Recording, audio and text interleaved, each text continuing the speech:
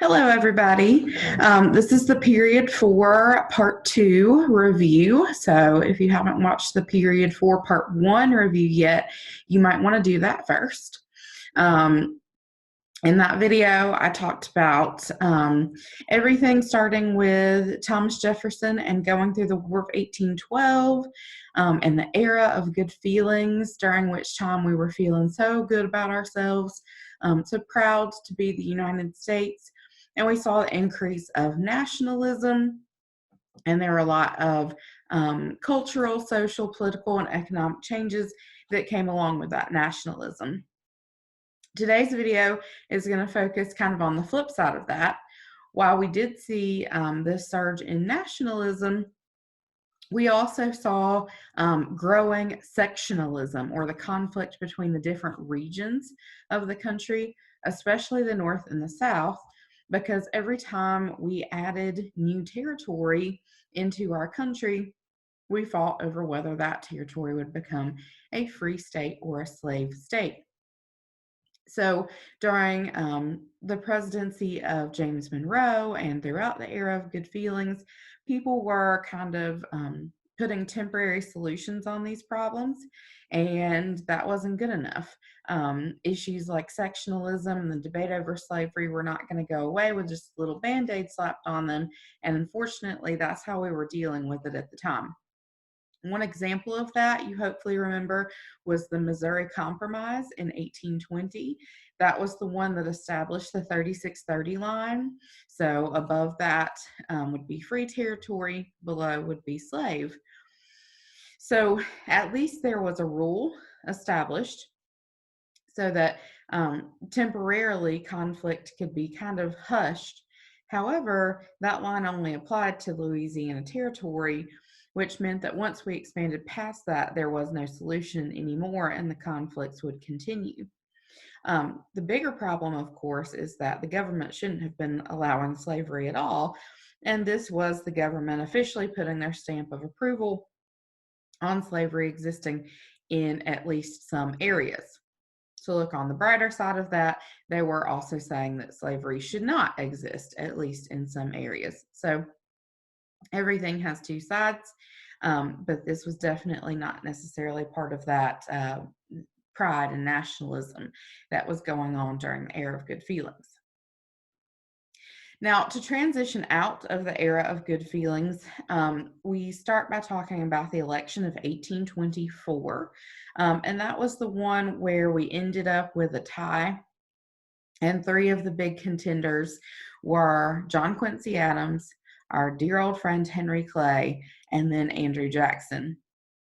And this was a very tight race, and it was a very ugly race in which there was a lot of, mudslinging and backstabbing and all that kind of drama that we often see in elections these days. A lot of personal attacks. And so when it comes down to this tie, whatever decision that's made is going to be a criticized and a contentious one. And what ends up happening is John Quincy Adams and Henry Clay kind of have this, private secret conversation. And all of a sudden, Henry Clay is throwing all of his support behind John Quincy Adams, who ends up being elected. And when he does, he grants Henry Clay the coveted position of Secretary of State, which had typically been seen kind of as a stepping stone to becoming the next president. So Andrew Jackson is outraged. He sees that clearly, at least to him, something had gone on. There had been an agreement made between John Quincy Adams and Henry Clay, and he calls it the corrupt bargain. And he kind of vows that he will come back for his revenge. And so in the election of 1828, he does. And that time around, he's going to be elected. And this, you might remember, was the first time that we had universal white male suffrage in an election. So that does not mean that all men could vote. It certainly doesn't mean that all people in the United States could vote. But they had dropped, for the most part, the property requirements for voting. So you no longer had to be wealthy in order to vote. You just had to be white and a man. So even though it was not a perfectly democratic election, it was the most democratic election we'd ever had in the United States. And Andrew Jackson is elected kind of as the figure and the representation of the common man. And that's what his Jacksonian democracy is remembered for, is the representation of the common man. When we talked in class about his background, kind of as this, wild, rough and ready figure who basically raised himself and was always ready to brawl and stand up for what he believed in. And so as he comes into the presidency, things are going to be a little bit different because he's definitely not the typical polished figure we had seen in presidents before. There are a couple of things that we talk about with Andrew Jackson, and most of them show either his devotion to the common man or the representation that many people came to see for Andrew Jackson, which was that of kind of this abusive power. So if you guys remember, and I'm going to share my screen with you to kind of refresh you, I think. So we had this political cartoon of Andrew Jackson that shows him as King Andrew. And of course, he is holding his veto power, which is the thing that he used so frequently. And he's standing on top of the Constitution. And this just presents that idea that, he didn't really follow the Constitution. He didn't really give in to checks and balances and things like that. He just did whatever he wanted, and he maybe was a little excessive in his use of presidential power. So we're going to talk about just a few things during his presidency. We could obviously go on and on about his presidency. I could probably teach a whole course about the Jackson presidency. So you'll want to go back to your notes, maybe watch some videos. Don't forget to look at the other videos and handouts that I've posted on Canvas along with this. But I'm just going to hit the highlights real quick. So first of all is the nullification crisis.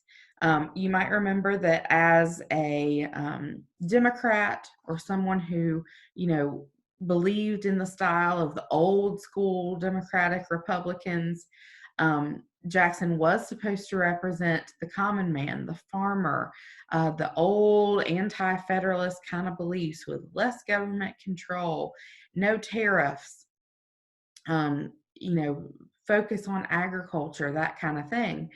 But during his presidency, he does support one of the largest tariffs we have seen, which was the tariff of abominations. And many Southerners, particularly the state of South Carolina, kind of balk at this idea of this tariff, and they're super ticked off with Andrew Jackson. And so kind of looking back from the example of the Kentucky and Virginia resolutions written by Jefferson and Madison after the Alien and Sedition Acts, they say, we don't have to follow this. We can nullify or ignore this federal law. And they also say that they are going to secede. So this is a big crisis for the Jackson administration.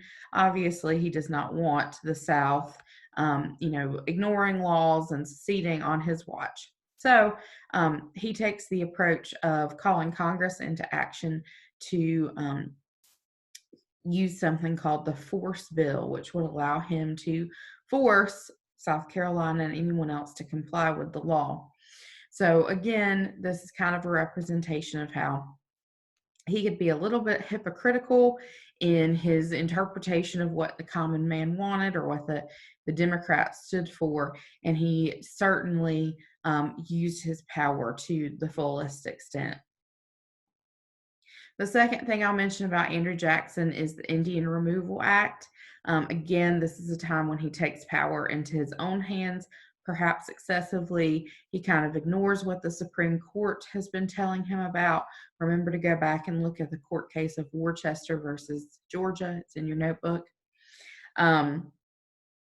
And he, sets the way for the United States to continue pushing Native Americans out of the way, just as we had been doing since we had first arrived here.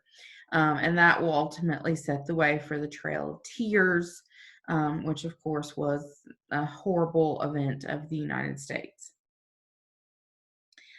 Finally, we have also Jackson's interaction with the second bank of the United States. You guys know that a national bank had been a point of controversy since it was first established, and that was nothing different under the Jackson presidency. Jackson is going to choose to veto the renewal of the charter of the national bank, and that's going to have some pretty severe economic consequences.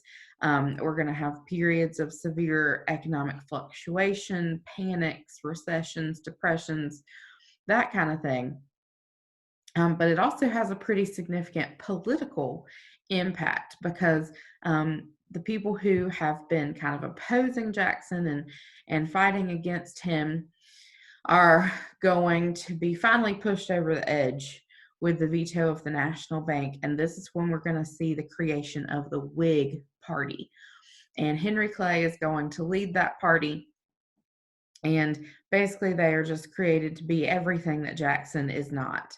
And so now we have returned to a two-party system. Again, it's no longer the era of good feelings. We do not have this political peace and happiness and cooperation, but we're back to two opposing parties, the Democrats and the Whigs. Outside of government, we also see some pretty big changes going on in U.S. society. You might guess that with all this other drama and controversy going on during Jackson's presidency, the government wasn't necessarily the most progressive. They weren't always looking for ways to fix problems or help the people. But there were a lot of like grassroots social movements that were going on at the time. So in order to set your brains in the right context for this, remember back to our speed dating activity that we did. Each of you was assigned some antebellum reformer, and those are the people that we're talking about now. And that's why today I'm sitting with all of these ladies here, these suffragists who were leading the women's rights movement throughout the 1800s and on into the 1900s. So I'm not going to talk about all of those social movements right now, but you can find more details in your notebook. There's a page about antebellum reform movements that covers all this, and you, of course, are welcome to check out some other videos and readings about it as well. I'm going to focus on four particular movements of the time, the first of which is the Second Great Awakening. So you remember the First Great Awakening all the way back in the days of the early colonies. We wanted to make sure that we had not lost our focus on God. Second Great Awakening sees a lot of the same. There's a lot going on in society that might challenge people's religious or moral beliefs, and we want to try to make sure that people are kind of on the right path again. And so we see kind of this renewal of religious fervor among people. The second movement is the temperance movement, and that was the one that was pushing for the moderation of alcohol. A lot of people thought that many of our social problems were caused by the abuse of alcohol. Husbands spending their whole paychecks at the saloons, going home and beating their wives, their children not being able to feed their wives and children because they spent all their money on alcohol. And along with the Second Great Awakening, they feel that, alcohol and addiction and abuse is all kind of leading away from the religious and moral compass that we would like for people of the United States to have. So we see advocates for temperance. Many of them were women, middle-class women, Christian women. There was, of course, the Women's Christian Temperance Union, and they spent a lot of time trying to encourage people to create legislation to at least limit and moderate alcohol use, if not ban it. The person that you probably remember best from this was our friend Carrie Nation. who was the little lady swinging around her hatchet and busting up the kegs and the liquor bottles in the saloons, and they would arrest her and she would be let out and she would just go back to the next saloon. Um, so of course, not everybody was quite that extreme in their promotion of temperance, but their goal was to solve some social problems by hoping to moderate alcohol use. The next one I want to talk about is the abolition movement. Of course, long before the Civil War, we start to see people speaking out against slavery, and we have lots of examples of those that you can refer back to your notes for. Of course, famous people like Frederick Douglass, Sojourner Truth, who also plays a role in the women's movement. Harriet Beecher Stowe, who was the author of Uncle Tom's Cabin, which will outsell the Bible at certain points in history. She'll be invited to the White House. She'll meet Abraham Lincoln, and he'll say, "Oh, you're the little lady who started this great big war." So pretty impactful there. And of course, these abolitionists are going to write, they're going to speak, they're going to promote the movement of ending slavery well before the Civil War happens. Our last movement that I want to mention right now is the women's rights movement. A lot of women were taking part in these other movements as well. They started with temperance. They moved on to abolition, and then they finally said, we could use some rights too. Let's focus our energies on maybe suffrage, women's right to vote. So we have women like Elizabeth Cady Stanton and Lucretia Mott, who are going to be kind of leading the way. And we have the meeting at Seneca Falls in New York, where these ladies are going to write the Declaration of Sentiments, basically a rewriting of the Declaration of Independence, but they made sure to include women in their writing as well.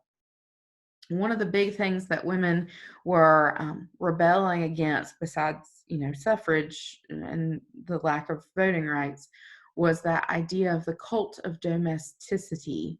You guys might remember that. So far in our nation's history, women's roles have been described in kind of two ways. The first was Republican motherhood. Oh, you women may not have any rights, but you're so important because you teach our children to be good little citizens and members of the republic, and to be patriotic and loyal, and that's important. You have a role.